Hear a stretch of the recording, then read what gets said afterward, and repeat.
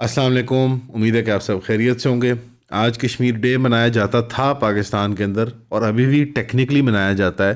But आज के दौर में जब बात करेंगे तो कश्मीर डे सिर्फ एक एक्स्ट्रा हॉलिडे है पाकिस्तान के अंदर, एक गेजेटेड हॉलिडे है। हकीकत यह है कि इसके पीछे जो स्पिरिट है उसको मार दिया गया हुआ है।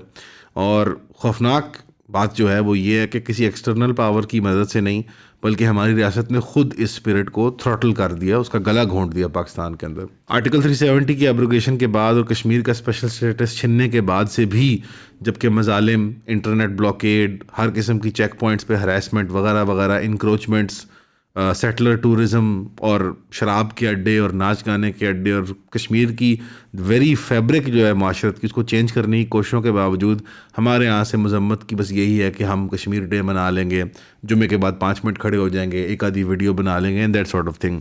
वो डिप्लोमेटिक, पॉलिटिकल और इवन मिलिट्री और इकोनॉमिक कवर जो एक ज़माने में हम दिया करते थे कश्मीरी फ्रीडम स्ट्रगल को, कश्मीरी जिहाद को, वो आज हम नहीं प्रोवाइड कर रहे हैं। और ये सरकारी लेवल पे ही फैसला है और सरकारी लेवल का ही फेलियर है। आवाम को शऊर, तालीम, कश्मीर से मुतल्लिक स्ट्रेटिजिक इंपॉर्टेंस, उसकी वैल्यू, उसकी spiritual, religious, cultural connection Pakistan के ख़त्े के साथ, इस पूरे ख़त्े के अंदर इस्लाम के फैलाव के अतबार से, वहाँ के सूफ़ी बुज़ुर्ग, वहाँ के श्राइन्स, वहाँ की कल्चर, वहाँ की वैल्यूज़, वहाँ का वाजवान, खाना पीना, रहना सहना, वो सारा जो मुतारिफ़ करवाना था आवाम को सरकारी लेवल पे, वो नहीं कराया गया। और एक पूरी नस्ल है आज की जेन ज़ी, जिसके लिए कश्मीर एक one of many talking points had to be ticked off to say कि I support random thing XYZ. I support COVID vaccines, I support Ukraine, I support Kashmir, I support Palestine, I guess. यानी जैसे कि जो 4 5 6 फहरिस्त में चीज़ें होती हैं जिनको टिक मार्क करना होता है कि मैं ये भी करता हूँ, मैं ये भी करता हूँ, क्योंकि मैं एक मॉरली कंसिस्टेंट और अच्छा इंसान हूँ, बस इस हद तक। और जो हमारे लिबरल इंटेलिजेंसिया की बड़ी उम्र में, मिलेनियल्स में और बूमर्स में जो थे, जो हमें सबक पढ़ाते रहे कि हिंदुस्तान के साथ अमन कायम कर लो, अमन की आशा कर लो, ये कर लो, वो कर लो, कश्मीर पे कॉम्प्रोमाइज़ कर लो, देखो वहाँ स्पेशल स्टेटस है, वो लोग भले रह जाएंगे। वो भी आर्टिकल 370 की एब्रोगेशन के बाद से इंतहाई खामोश है कश्मीर के मामले को लेकर। अक्सर देखते हैं गहराई नहीं है, डूंगापन नहीं है उनके अंदर। लेकिन चलें, अब तो हार्ड हिंदुत्व आपके सामने आ गया बीजेपी का, और लगता ये है कि वो राइज है पूरी हिंदुस्तान की आवाम के अंदर, जो कि अब तुली हुई है कश्मीरी लोगों की बेसिक सेल्फ को डीनेचर करने में, उनके कौमी एहसास को ख़त्म करने में, जो कि इस्लाम के नाम पे, इस्लाम की बुनियाद पे खड़ा है। उनकी कल्चरल आइडेंटिटी, उनकी ethnic identity is as independent as it is intertwined with their Islamic identity. उस एहसास को ख़त्म करना खत्े के अंदर ये आलमी ताकतों के लिए भी बहुत इंटरेस्ट है, और ख़ास तौर पे हिंदुस्तान के लिए भी।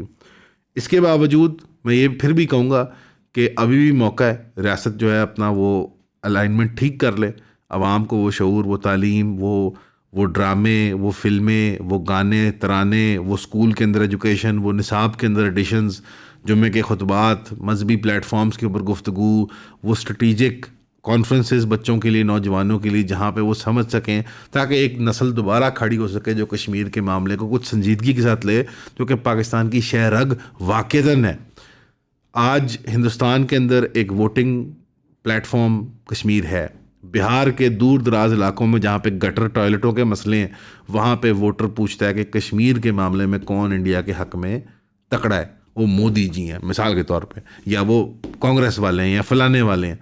तो ये चीज़ जो है एक वोटिंग बैलेट पे इशू है। क्यों? क्योंकि उन्होंने अपनी कौम को एजुकेट इस तरह किया कि कश्मीर न होगा तो हिंदुस्तान होगा, नहीं होगा तो हिंदुस्तान का तस्वुर भी हमारा चैलेंज हो जाएगा। वेरी वजूद वो उन्होंने उसको अपने एग्जिस्टेंशियल मसले के तौर पे बनाया हुआ है।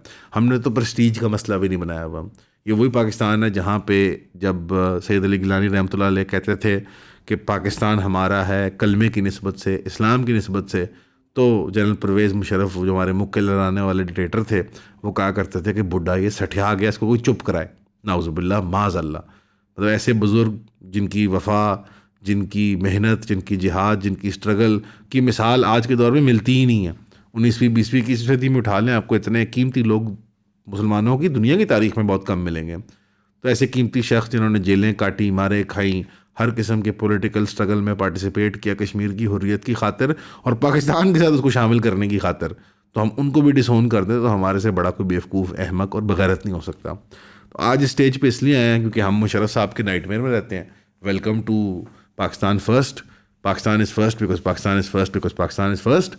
और कश्मीर उस सिनेरियो में अगर फिट हो जाए तो ठीक, ना होए तो ना भी ठीक। अभी हमारी स्टेट ने क्लियरली एक पॉलिसी ली है जहाँ पे वो रिवाइव करना चाहते हैं इस चीज़ को, और खुशाइन बात है बहुत ज़्यादा। टू नेशन थ्योरी को उन्होंने दोबारा आउट किया और उसको रिप्रेजेंट किया, ये भी बहुत खुशाइन बात है, बिकॉज ये पाकिस्तान के वजूद के अतबार से वो फंडामेंटल चीज़ें हैं। लेकिन एक एतबार से the damage has been done, कि आपने एक नस्ल तैयार कर ली है जिनको आपने 20-25 साल लिबरल इंटेलिजेंसिया के हाथों में खेलने दिया, कि जो एंटी कश्मीर जिहाद हैं, जो एंटी अब सोवियत जिहाद थे, वो लोग कभी रशिया, कभी चाइना, कभी अमेरिका के ढोल बजाते हैं, कभी उनके बीन बजाते हैं, और हिंदुस्तान की दोस्ती जो है वो उनका एक फंडामेंटल फैसेट होता है उनकी पॉलिटिकल एस्पिरेशंस का। तो हिंदुस्तान से दोस्ती कश्मीर के कॉम्प्रोमाइज़ पे नहीं हो सकती, उसके बाद देखी जाएगी। तो कश्मीर डे पे आज दुआ भी कीजिएगा अहले कश्मीर के लिए, जो स्ट्रगल कर रहे हैं वहाँ पे, जो रोज़मर्रा की ज़िंदगी के अंदर छोटे छोटे सटल चेंजेस किए जाते हैं हिंदुस्तान की हुकूमत की तरफ से। जैसे आप हंस के सोचते होंगे कि यार तो क्या हो गया, वहाँ शराब के अड्डे खोल दिए। जनाब, आप और मैं बगैरत हैं, वो बगैरत नहीं है। एक छोटी सी वादी कौम में, जहाँ पे एक छोटी एथनिक ग्रुप है जो कम तादाद में होता है, जो एक एरिया में कॉन्सेंट्रेटेड होता है, उसके कल्चर में कोई भी बाहर से इंसेप्शन की जाए तो वो पूरा कल्चर धर्म भरम हो जाता है। जिस तरह के नेटिव अमेरिकन को तबाह किया गया था, जिस तरह के ब्लैक फ्रीड स्लेव कौमों को तबाह किया गया था अमेरिका के अंदर, या हमेशा हथकंडा इस्तेमाल किया जाता है ये जिनसियत का, वाइस का, पोर्नोग्राफी, बदकारी, नाच गाना, शराब, ये सारा कुछ। उस तरह से आप देखेंगे कश्मीर के अंदर organic quote and quote influencers, नाचने गाने वाले, शराब को फ़रोग़ देने वाले, टूरिज़म के नाम पे, आर्ट्स के नाम पे, कल्चर के नाम पे मॉडल शूट्स करवाने वाले, रनवे शूट्स करवाने वाले, वहाँ पे प्लेज और फिल्में फिल्माने वाले, वो सारे कल्चर जो शरायत कर जाते हैं कि कश्मीरी नौजवान नस्ल भी, हालांकि वो जिहाद के बिल्कुल दरमियान में मैदान के, लेकिन वो उससे पाक तो नहीं है ना, बच्चे तो वो भी हैं। तो एक जहाँ वहाँ ब्रेन वॉशिंग की जा रही है हिंदुस्तान की तरफ से, एक पूरे अज़म के साथ, जो जिसकी ट्रेनिंग वो अल्लाह के फजल से इसराइल से लेते हैं कि आपने एथनिकली कैसे क्लेंस करना है, अपने कौम को डीनेचर कैसे करना है। और वो इसराइल जो 1960s में जब हमले करता है फ़लस्तीनी शहरों पे, तो वहाँ पहला काम क्या करता है कि रेडियो के ऊपर और टीवी प्रोग्रामों के ऊपर पोर्नोग्राफी चलाता है 12-12, 20-20 घंटे, ताकि वो साइकोलॉजिकली डिस्टर्ब हुए लोग, क्योंकि घरों में जब वो टीवी खोलते हैं तो सामने बेहुदा तस्वीर और वो चीज़ें सामने आती हैं।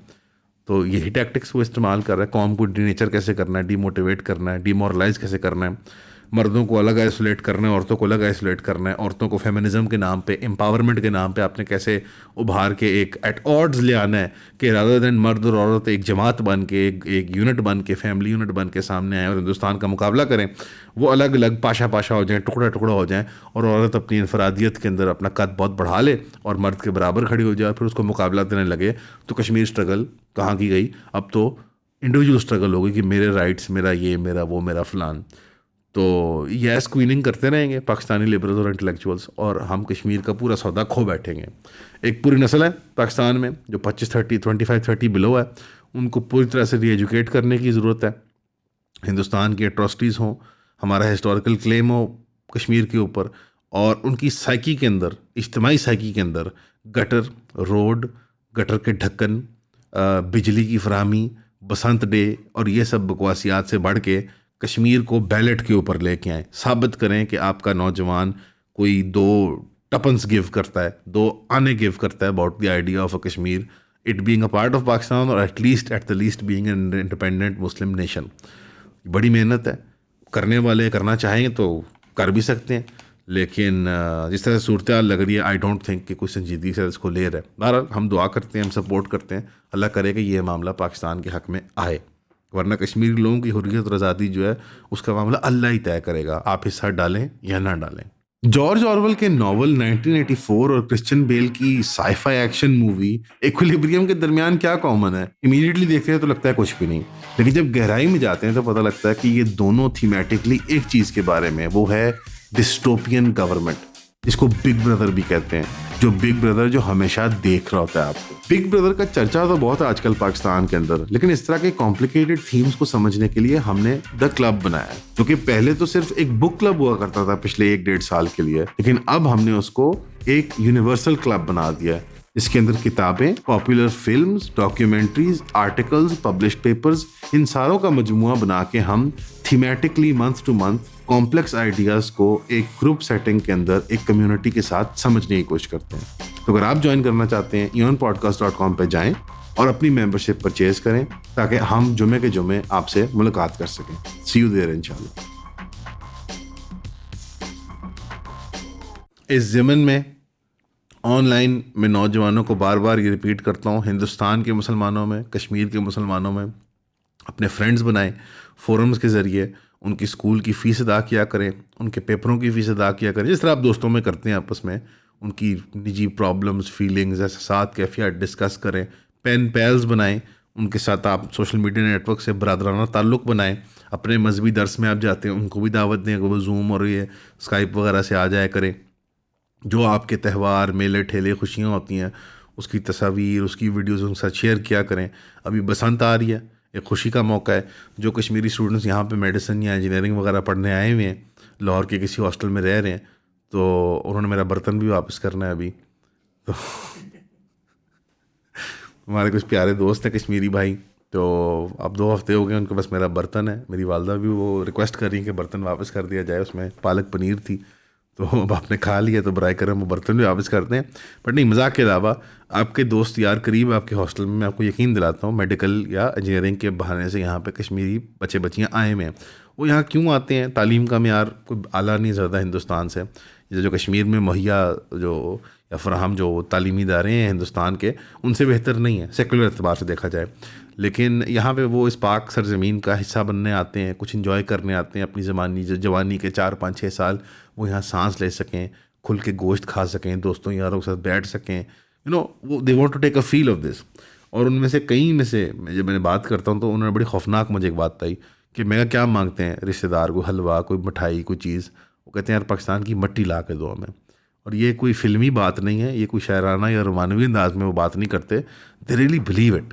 और उनके लिए ये वैल्यू जो है मट्टी की, ये बहुत बड़ी चीज़ है। हमें तो सब ये बराबर लगती है, बल्कि मट्टी बुरी लगती है लाहौर में कभी कभी, जब स्मॉग बहुत उठती है और घटा हो जाती है और खांसियाँ आती हैं, लेकिन वो लोग उसकी अहमियत को समझते हैं।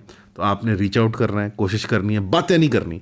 मुझे कमेंट्स में ये ना बताइएगा नौजवान कि हम ये करना चाहते हैं, हम वो करना चाहते हैं। मुझे इनबॉक्स ना कीजिएगा, आप लोग सब इनबॉक्स भी करते हैं कि हम ये करना चाहते हैं कश्मीर की। आप कुछ भी नहीं करना चाहते, आप मुझे एक कश्मीरी ढूंढ के दें जो आपका फ्रेंड हो ऑनलाइन और एक यहाँ पे आपका फ्रेंड हो। अब मैं कश्मीरी से मुराद ये पहाड़िए नहीं है हमारे मीरपुर के या AJK के या ये गुजर खान और पोटवार के लोग। कश्मीरी से मुराद कश्मीरी है जो कौशूर है, यानी एथनिकली कौशूर आदमी है, जो उधर रहता है या उधर से यहाँ आया हुआ है या बाहर का किसी पासपोर्ट लेके यहाँ पे कारोबार करता है, ज़िंदगी गुजारता है। आपने उनसे दोस्ती की, अपने सदकात, ज़कात, तोहफ़े, तहाइफ उनसे शेयर किए, और पैसे नहीं, चलो यार उनका दर्द कभी बांटा उनके साथ बैठ के। तो ये मुझे अमल, I want to see it, ये मुझे साबित करके दें।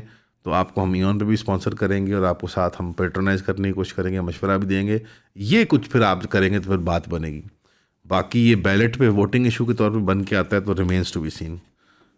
अब अगर बसंत का जिक्र आ ही गया है, जो एक मेला आ रहा है, अल्लाह का फ़ज़ल है, एक बड़े इफ़ेक्टिव तरीके से ऑर्गेनाइज़ हुआ है। मुझे पता है इस प्लेटफॉर्म पे मेरे जो 2 और कॉलीग्स हैं, कुछ और भी कॉलीग्स हैं, वो नहीं इत्तेफाक करते इस बात से, लेकिन मैं बिल्कुल इत्तेफाक करता हूँ। I think government fairly well handle कर रही है इसको, और मैं बहुत खुश हूँ कि ये बसंत का मामला हो रहा है इस तरह से।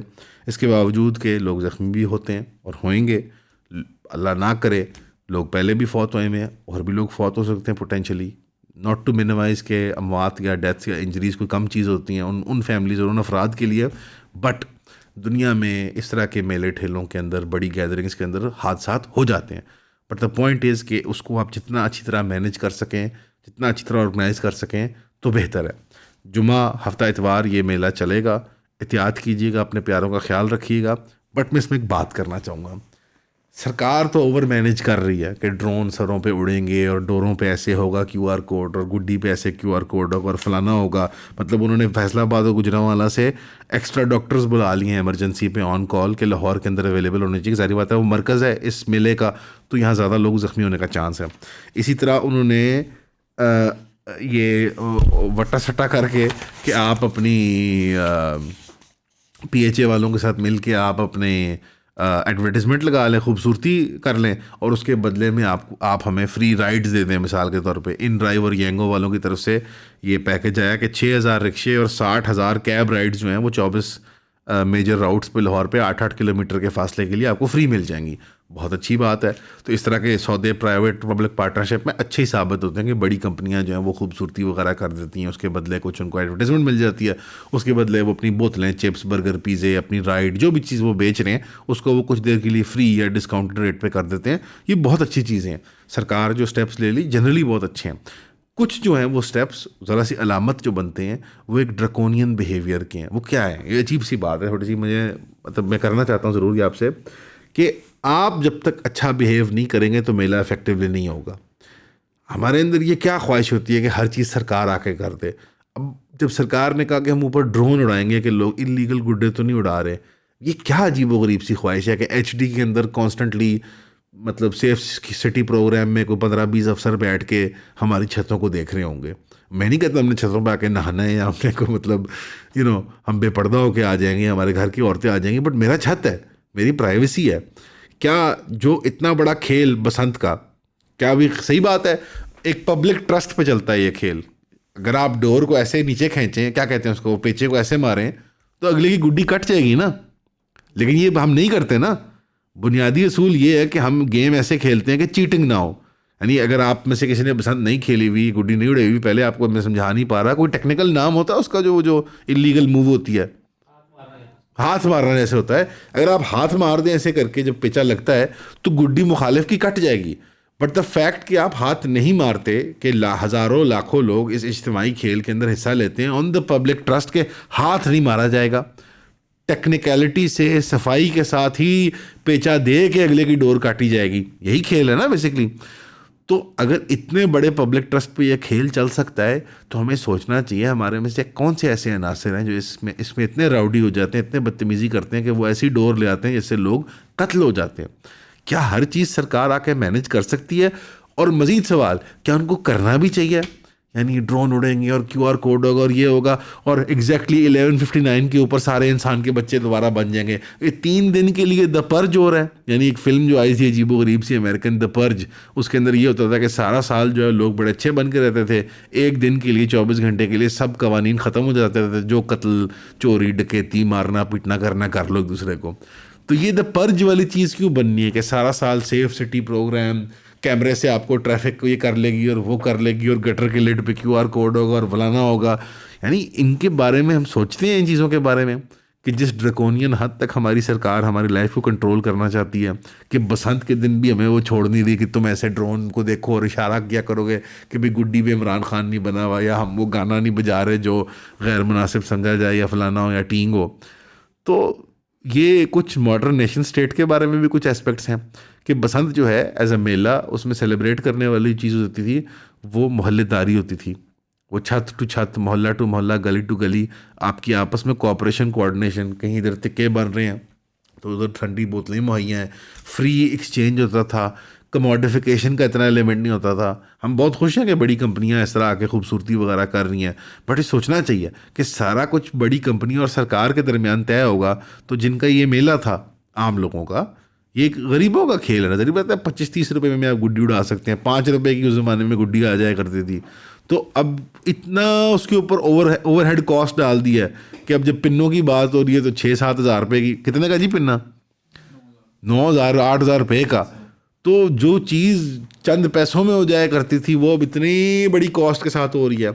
ये दो चीज़ें हैं, एक पोस्ट मॉडर्न यानी न्यू लिबरल स्टेट और फिर उसकी इकोनॉमिक्स यानी कैपिटलिज्म और उसकी मशीनरी स्टेट की। ये दोनों चीज़ें मिल के एक बेसिक फेस्टिवल की स्पिरिट को किल कर देती हैं, उसके जज्बात को किल कर देती हैं, उसकी कैफियत को किल कर देती हैं कि गरीब बच्चा अमीर का बच्चा बराबर खड़े हैं और एक्सपीरियंस और टैलेंट की बुनियाद पे वो खेल खेल रहे हैं। इज्तिमाई ट्रस्ट के ऊपर के हाथ नहीं मारना, चीटिंग नहीं करनी, महारत के साथ आपने पेचा देना और फिर अगले की डोर काटनी, and so on and so fourth.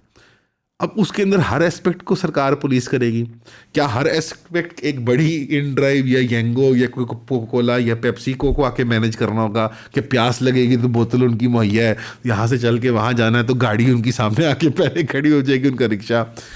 तो ये दो पहिए, एक जदीद तर्ज ज़िंदगी के, एक वो सरकार के सर्वेलेंस के और कंट्रोल के हथकंडे और एक तरफ कैपिटलिज्म की मार्केट प्रिंसिपल्स, ये दोनों हमारी ज़िंदगी को ड्राइव करते हैं और they quite frankly suck the fun out of life. ये नहीं है कि लोगों को मज़ा नहीं आएगा, वीकेंड पे बहुत मज़ा आएगा, मुझे भी, आप सबको, हम सब खुशी मनाएंगे और बहुत अच्छी चीज़ें मनानी चाहिए, लेकिन इसके बारे में सोचना चाहिए कि हम क्या अपनी इंसानियत तो नहीं खो बैठे कि ऑटोमेटॉन की तरह, मशीन की तरह, 9 बज गए हैं बसंत शुरू हो गई है, ठक 12 बज गए हैं बसंत ख़त्म हो गई है। यानी ये हफ्तों चलने वाला उतार चढ़ाव के साथ ये मेला होता था, एक इनफॉर्मल ऑर्गेनिक नेचुरल तरीके से हुआ करता था। तो ये कंट्रोल्ड इन्वायरमेंट के अंदर उस डिसिप्लिन के साथ क्या वो बसंत की कभी एनर्जी वापस आएगी? और रेजिडेंट हमारे जो बसंत एक्सपर्ट हैं, साद बिन रियाज का कहना है कि नहीं आएगी। हमेशा की तरह आप सबका सुनने का शुक्रिया। बसंत इंजॉय कीजिएगा, सेफली इंजॉय कीजिएगा, प्यारों का ख्याल रखिएगा। Please do not cheat, game में ख़राबी मत करें, कोई केमिकल डोर ना इस्तेमाल करें, अपनी और किसी की ज़िंदगी को स्टेक पे मत लगाएं।